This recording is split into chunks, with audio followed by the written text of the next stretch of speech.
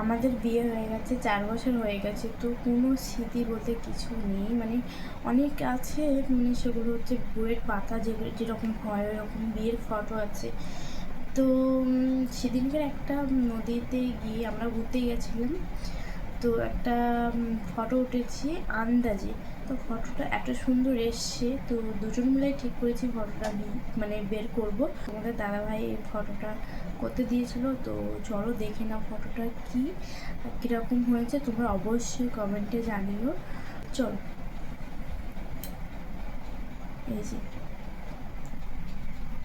কেমন হয়েছে অবশ্যই কমেন্টে জানিও।